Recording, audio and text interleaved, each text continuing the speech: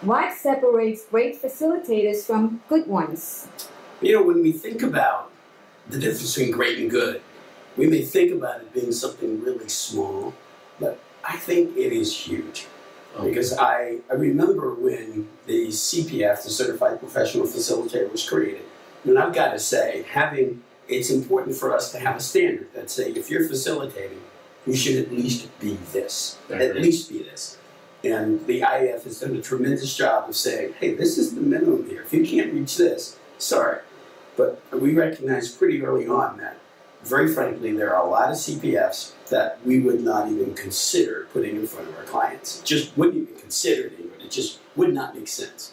And so the Master Facilitator level, when it was designed to say, here's something we should all be aspiring to, that this is a level that is what we should be aspiring to achieve. In our organization, we made the stand that if you hire a certified Master Facilitator through us, we will guarantee their work.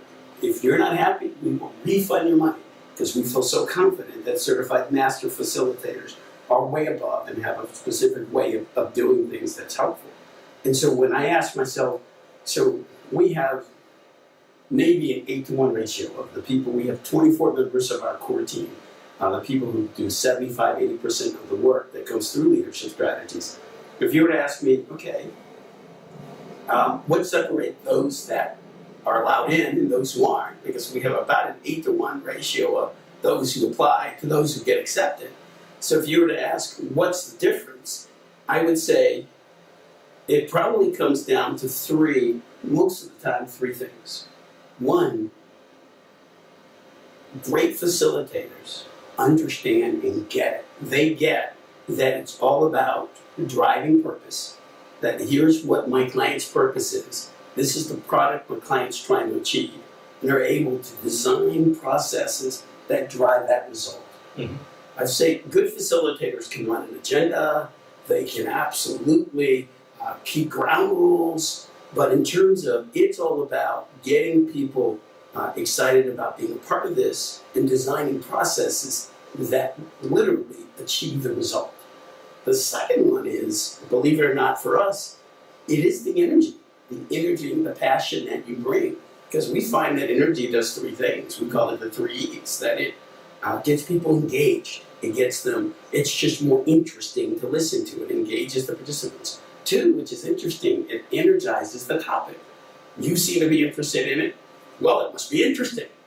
And the third thing is one that most people don't know, Ingrid, and it's something that we've documented. It actually happens. High energy elevates the facilitator. It makes you look like more than you are. I mean, you can be absolutely, we've seen it happen over and over again.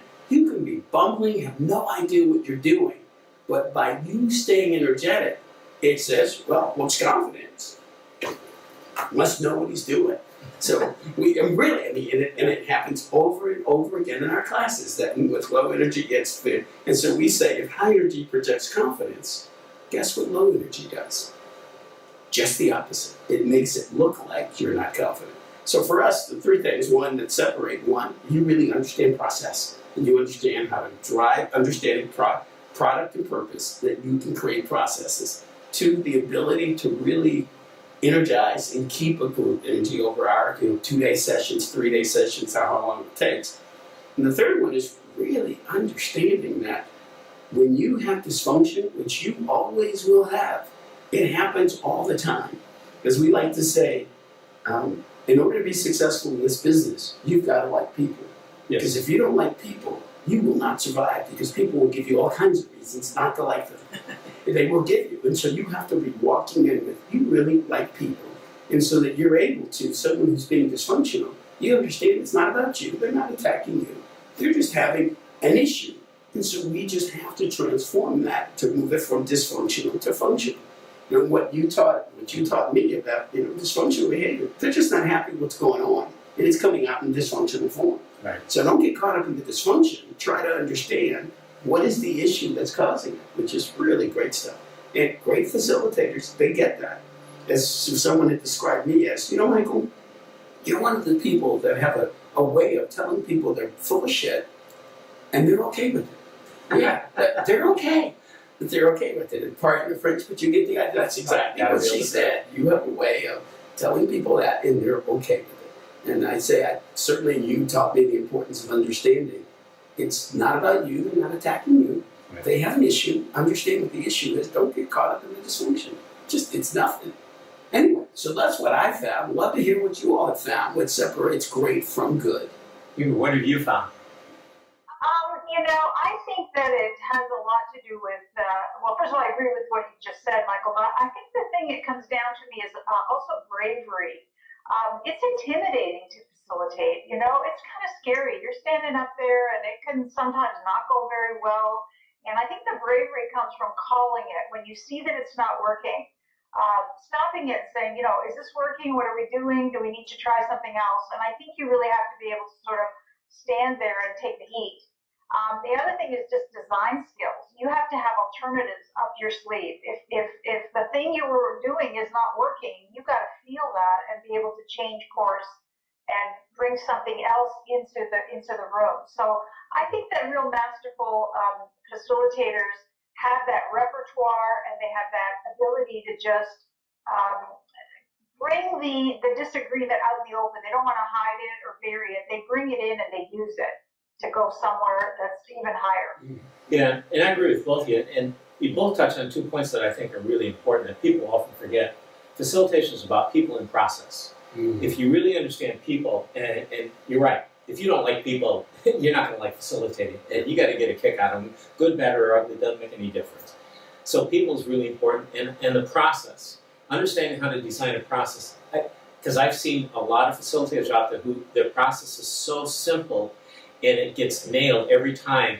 The thought process of human beings is not simple. Our thought process is very complex, and I think a facilitator really has to understand how to craft a well-designed process. But to your point, Ingrid, I don't think I've ever run a workshop that went exactly as I planned it ahead of time. Ever. It's people. Yeah, you got to adjust. If you can't adjust on the fly and make it work, you're not going to work. Yes. But the one thing I'd like to add to, because I find when I look at people in my classes and when I see them out facilitating, the one skill I look at to see if I know they're going to be a good facilitator or not is active listening.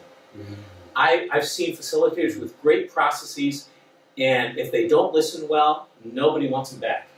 And if they listen really well, even with a kind of a kludgy process, they can make it work because you listen to the people, and it's amazing. I mean, I remember dealing with one organization. We re-engineered the organization. We were building a data model of their business, but they kept using words, and I just fed it back to them and said, wait a minute, is this what you're saying? And they changed the whole nature of their business because of what they were saying, but I just fed it back to them. And I think that's really critical, and I think facilitators often miss that. You've got to be listening to those people and telling them what message they're conveying, and that's absolutely crucial. We've got to follow up because right on what you said about the listening and playing back. A good friend who was on our team, she's a member of our core team for several years. And as you know, just as you do and Ingrid, you do, we do both training as well as actually do the facilitation, the group facilitation. And she said to me one day, Michael, I like the group facilitation, but I really love the training. And so I bit and said, really? Why is that? She said, well, when you're doing the group facilitation, you really have to listen to them. There you go. That tells the story. That really says what's the difference between training facilitation and group facilitation. You really have to listen to them, which I'm now going to share the dirty secret, I would say, about facilitation. And for those of us who do training, it really is a dirty secret. We can teach people all the techniques in the world. We can teach people all the processes in the world. They can learn all the things around managing people and managing dysfunction. They can walk away from one of our courses so skilled up. The bottom line, as you said, if they don't like people, we can do nothing about that. We can do nothing about that. And then the second, processing speed. If they do not have the mental horsepower to be able to process information quickly, it's a non-starter. We can teach them, those two things we can do nothing about. We can do nothing about those. If they haven't been gifted by God to like people, if they don't have the processing skills, all we can do is make them better. We know there's nothing we can do to make them great, and probably very little we can do to make them good. Because they're missing two fundamental essentials that they have to walk into the room with. Ingrid, your thoughts on that? I'm curious.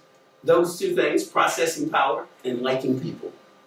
Definitely the liking people. I guess if I had to add to it, I would say that you have to be very intuitive too, not just liking them, but you almost have a sixth sense, because sometimes people are going along with something, but if you can feel if it's not right, or you can feel if it's not working. So I think you have to not only like them, but you have to be able to kind of really read the group and then be willing to say, look, this is what I'm picking up. Tell me if I'm on track or if this is wrong.